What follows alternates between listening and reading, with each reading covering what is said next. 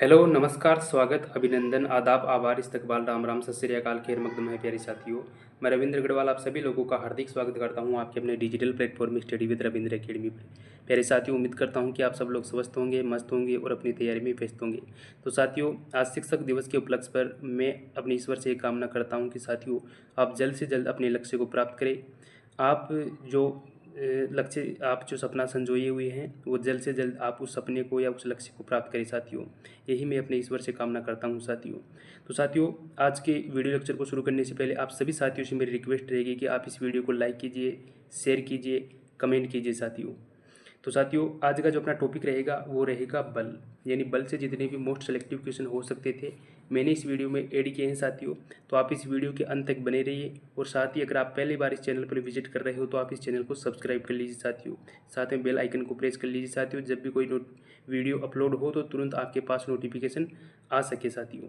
तो साथियों, आज का अपना जो पहला क्वेश्चन है साथियों वो है गुरुत्वाकर्षण का सिद्धांत किसने प्रतिपादित किया। ऑप्शन है आइंस्टीन, आर्यभट्ट, न्यूटन या फिर रामानुजन। तो साथियों, गुरुत्वाकर्षण का सिद्धांत दिया था साथियों न्यूटन ने। मैंने आपको पहले बताया था पहले वाले वीडियो लेक्चर में कि साथियों न्यूटन ने बल और गति के 3 नियम दिए थे और बल और गति का सापेक्ष अध्ययन भी उन्होंने किया था साथियों। तो साथियों, बल के विभिन्न प्रकारों के बारे में, गुरुत्वाकर्षण सिद्धांत के बारे में, गुरुत्वाकर्षण बल के बारे में, इन सभी बलों के बारे में न्यूटन ने अध्ययन किया था साथियों। तो साथियों, इस क्वेश्चन का जो राइट आंसर होगा साथियों option C is right answer साथियों।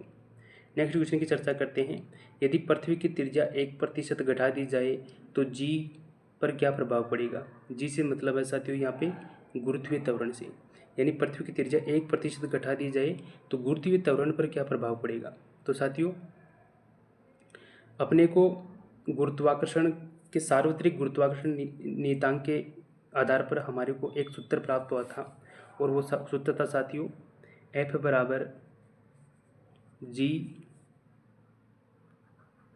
एम बटा आर स्क्वायर। तो साथियों, अब अपन बात करते हैं ये अपने गुरुत्वाकर्षण नियतांक या गुरुत्वाकर्षण स्थिरांक के बाद में अपने को ये जो फॉर्मूला प्राप्त हुआ था इससे अपन इसको देखेंगे साथियों। तो साथियों, जो अपने का जो गति के द्वितीय नियम से अपने को जो सूत्र प्राप्त हुआ था साथियों वो प्राप्त हुआ था अपने को F बराबर mg, जो कि भार का सूत्र था साथियों। अपन भार के ऊपर अपन जब भी कोई क्वेश्चन निकालते हैं तो F बराबर mg से निकालते हैं साथियों, जो बल के गति के द्वितीय नियम से हम अपने को ये प्राप्त हुआ था साथियों। तो बल बराबर द्रव्यमान इंटू गुरुत्वीय त्वरण। अब अपन इस बल को यानी F बराबर mg को, F बराबर जो mg प्राप्त हुआ था उसको अपन जी एम जो पहले अपने को जो गुरुत्वाकर्षण नियतांक से जो सूत्र प्राप्त हुआ था उसमें रखते हैं साथियों आर स्क्वायर। तो साथियों, एम से एम कट जाएगा और बचा जाएगा साथियों यहाँ पे जी बराबर जी एम बटा आर स्क्वायर। तो साथियों, यहाँ पे क्वेश्चन पे बात हो रही है कि यदि त्रिज्या को 1% घटा दिया जाए तो गुरुत्वीय त्वरण पर क्या प्रभाव पड़ेगा, यानी जी पर। इसको अगर अपन 1% घटा दें तो गुरुत्वीय त्वरण पर क्या प्रभाव पड़ेगा। तो साथियों, इस पे क्या होगा, अपन इसको त्रिज्या को घटा देते हैं तो इसका जो गुरुत्वीय त्वरण का मान है वो बढ़ेगा साथियों। क्या होगा, बढ़ेगा। तो ऑप्शन बी इस क्वेश्चन का राइट आंसर होगा। तो option B is right answer साथियों। नेक्स्ट क्वेश्चन की चर्चा करते हैं साथियों। यदि पृथ्वी व सूर्य के बीच की दूरी वर्तमान दूरी की अपेक्षा दोगुनी हो जाए तो पृथ्वी पर सूर्य द्वारा गुरुत्वाकर्षण बल हो जाएगा। यानी साथियों, जो वर्तमान में पृथ्वी और सूर्य के बीच की दूरी है उसको यदि अपन उसको दुगुना कर दे तो जो गुरुत्वीय त्वरण है उस पर क्या प्रभाव पड़ेगा, गुरुत्वीय बल है या उस पर क्या प्रभाव पड़ेगा साथियों। तो वो हो जाएगा साथियों पहले की अपेक्षा 1/4 हो जाएगा शायद। क्या हो जाएगा साथियों, पहले की अपेक्षा 1/4 हो जाएगा अगर उनके बीच की दूरी को अपन दुगुना कर देंगे सूर्य और पृथ्वी के मध्य की, तो पहले की अपेक्षा ये 1/4 हो जाएगा। तो ऑप्शन सी इस क्वेश्चन का राइट आंसर होगा साथियों। नेक्स्ट क्वेश्चन की चर्चा करते हैं साथियों। गुरुत्वाकर्षण, न्यूटन का गुरुत्वाकर्षण का नियम सार्वत्रिक होता है क्योंकि वह सदैव आकर्षण का होता है, वह सौरमंडल के सभी सदस्यों व कणों पर लागू होता है, वह सभी द्रव्यमान मानों पर सभी दूरियों पर लागू होता है तथा माध्यम से प्रभावित नहीं होता है, उपरोक्त में से कोई नहीं। तो साथियों, जो न्यूटन का गुरुत्वाकर्षण का सार्वत्रिक नियम था वो सभी द्रव्यमानों पर, क्या साथियों, सभी द्रव्यमानों पर व सभी दूरियों पर लागू होता है तथा माध्यम से प्रभावित नहीं होता है, क्योंकि उसका मान होता है जो साथियों निश्चित होता है। कितना होता है साथियों? 1.67 इंटू 10⁻⁻11 न्यूटन मीटर स्क्वायर। क्या होता है साथियों? 1.67 इंटू 10⁻⁻11 न्यूटन मीटर स्क्वायर इसका मान होता है। किसका साथियों? गुरुत्वीय त्वरण या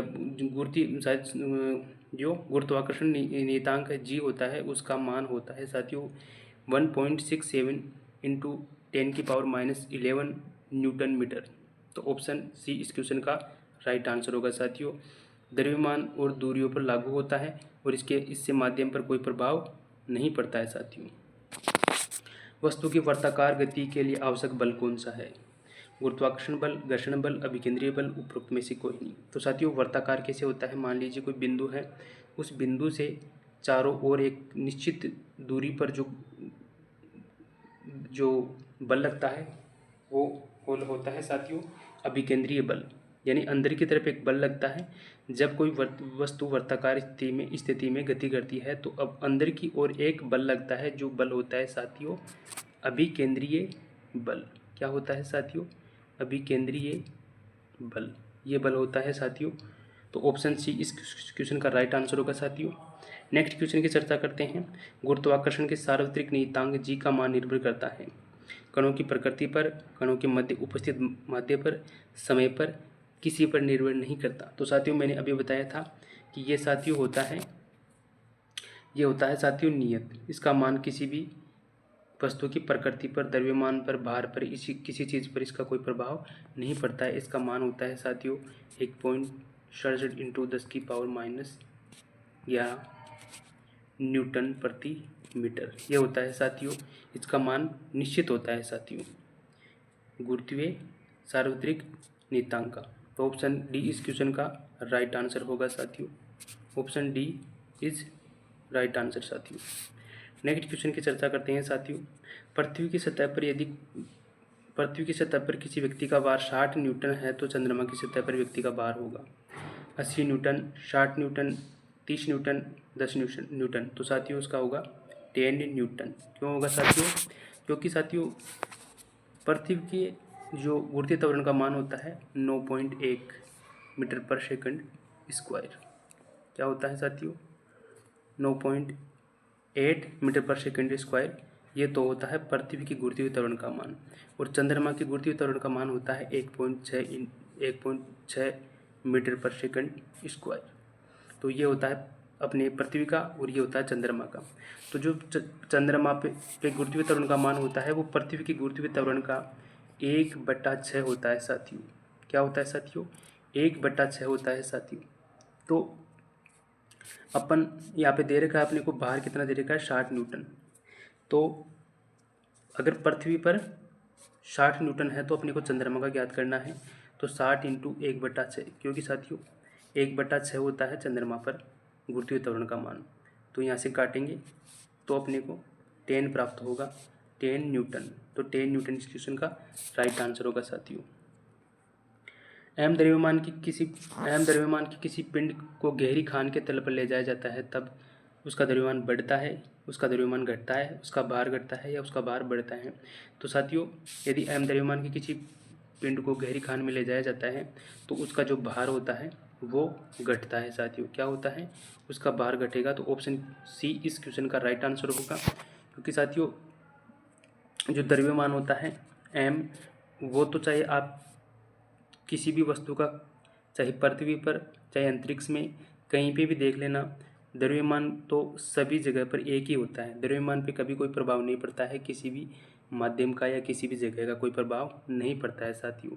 लेकिन जो गुरुत्वीय त्वरण का मान है वो पृथ्वी से ऊपर की तरफ जाने पर और पृथ्वी की गहराई में जाने पर घटता है, तो उसका भार भी घटता है। तो ऑप्शन सी इस क्वेश्चन का राइट आंसर होगा साथियों। नेक्स्ट क्वेश्चन की चर्चा करते हैं। दो द्रव्यमानों के बीच की दूरी दुगनी करने पर द्रव्यमान के बीच गुरुत्वाकर्षण बल होगा। यानी दो द्रव्यमान हैं, उनकी बीच की दूरी को दुगना कर देने पर द्रव्यमानों के बीच क्या होता है, गुरुत्वाकर्षण होता है साथियों। वो होता है चौथाई हो जाता है साथियों। क्या होता है, दूरी दुगनी हो जाएगी तो द्रव्यमान है, द्रव्यमान के बीच की दूरी तो गुरुत्वाकर्षण है वो साथियों अपने को चौथा ही प्राप्त होता है साथियों। नेक्स्ट क्वेश्चन की चर्चा करते हैं साथियों। पृथ्वी की गुरुत्वीय त्वरण का मान होता है, बहुत ही मोस्ट क्वेश्चन है साथियों, मैंने वह आपको बताया भी था कि पृथ्वी की गुरुत्वीय त्वरण का मान होता है साथियों 9.8 मीटर पर सेकंड स्क्वायर। 9.8 मीटर पर सेकंड स्क्वायर पृथ्वी की गुरुत्वीय त्वरण का मान होता है। और जो 8.9 होता है यानी 8.9 होता है वो शुक्र जो अपना ग्रह होता है उसके गुरुत्वीय त्वरण का मान होता है। 3.7 है वो अपने को अपना बुध और मंगल ग्रह के गुरुत्वीय त्वरण का मान होता है, जो कि सबसे कम होता है। 3.7 सभी जो अपने पिंड हैं, अपने जो वो सभी ग्रह होते हैं उनमें सबसे ज़्यादा गुरुत्वीय त्वरण, सबसे कम गुरुत्वीय त्वरण का मान होता है बुध व मंगल का 3.7। और जो 23.1 होता है वो होता है अपना साथियों बृहस्पति का। किसका, बृहस्पति का होता है 23.7, जो कि सर्वाधिक है साथियों, सबसे ज़्यादा है 23.7। तो इस क्वेश्चन का जो राइट आंसर होगा साथियों वो अपना होगा साथियों यहाँ पे ऑप्शन ए है वो राइट आंसर होगा साथियों। नेक्स्ट क्वेश्चन की चर्चा करते हैं। चंद्रमा पर गुरुत्वीय त्वरण का मान होगा। तो साथियों चंद्रमा पर गुरुत्वीय त्वरण का मान होता है 1.6 मीटर पर सेकंड स्क्वायर। तो ऑप्शन सी इस क्वेश्चन का राइट आंसर होगा। चंद्रमा पर 1.6 होता है साथियों और पृथ्वी पर 9.1 होता है साथियों। तो आप इन चीज़ों को याद रखिए साथियों। वस्तु के द्रव्यमान व भार में निम्न संबंध होता है। तो साथियों अपने को जो गति के द्वितीय समीकरण से अपने को जो सूत्र प्राप्त होता है साथियों F बराबर ma, यानी बल बराबर द्रव्यमान इंटू त्वरण। तो ये अगर त्वरण पूछा जाए तो अपने को ये सूत्र काम लेना है, और अगर भार की बात की जा रही है पृथ्वी पर तो F बराबर mg काम में लेना होता है साथियों। तो ऑप्शन ए है F बराबर mg, वो इस क्वेश्चन का राइट आंसर होगा साथियों, क्योंकि द्रव्यमान देख रहे हो m और भार होता है g, गुरुत्वीय त्वरण। तो साथियों F बराबर mg का अपने को संबंध प्राप्त होता है इस क्वेश्चन में। नेक्स्ट क्वेश्चन की चर्चा करते हैं। स्वतंत्र रूप से गिरती हुई वस्तु भारहीनता की अवस्था में होती है क्योंकि वस्तु पर प्रतिक्रिया बल होता है। शून्य, अनंत, आधा, इनमें से कोई नहीं। यानी कोई वस्तु है वो ऊपर से स्वतंत्र अवस्था में गिर रही है तो वस्तु भारहीनता की अवस्था में होती है। इसका क्या कारण है, क्योंकि साथियों उस पर जो प्रतिक्रियात्मक बल होता है वो अपने को शून्य होता है। इस वजह से कोई भी उस पर बल नहीं लगता है, इस वजह से वो भारहीनता की अवस्था में होती है साथियों। गुरुत्वीय त्वरण का मान पृथ्वी की सतह से ऊंचाई अथवा गहराई में जाने पर होता है। अधिक, कम, शून्य, बहुत अधिक। तो साथियों जो गुरुत्वीय त्वरण होता है जी, उसका मान पृथ्वी से ऊपर जाने पर और पृथ्वी की सतह के नीचे जाने पर दोनों ही अवस्था में क्या आता है साथियों, घटता है। तो ऑप्शन बी इसमें दे रखा है कम, तो कम होगा साथियों। तो इस क्वेश्चन का जो राइट आंसर होगा option B is right answer. Next question है। चंद्रमा पर वायुमंडल नहीं पाए जाने का कारण क्या है। गुरुत्वाकर्षण बल की अधिक क्षीणता के कारण, अंतरिक्ष में अवस्थिति के कारण, पृथ्वी की अपेक्षा उसके भार में कमी, हवा की गतिशीलता अधिक होने के कारण। तो साथियों चंद्रमा पर वायुमंडल नहीं पाए जाने का कारण है गुरुत्वाकर्षण बल की अधिक क्षीणता के कारण। तो ऑप्शन ए इस क्वेश्चन का राइट आंसर होगा साथियों। तो साथियों आज का अपना सेशन यहीं समाप्त होता है। उम्मीद करता हूं कि आप सब साथियों को सारे क्वेश्चन अच्छे से लगे होंगे। तो साथियों अगर आपको ये वीडियो अच्छा लगा है तो साथियों कमेंट करके ज़रूर जाइए साथियों, कमेंट ज़रूर करना है साथियों वीडियो लेक्चर देखने के बाद में। और साथ में आपकी क्या राय है, किस प्रकार के क्वेश्चन आपको लग रहे हैं, किसी भी विषय में अगर आपको कोई दिक्कत हो रही है, अगर साइंस के कोई पोर्शन में आपको समझने में दिक्कत हो रही है तो आप चैनल के कमेंट बॉक्स में कमेंट करके ज़रूर बताइए साथियों। तो साथियों मिलते हैं नेक्स्ट सेशन में, तब तक के लिए टाटा बाय बाय साथियों।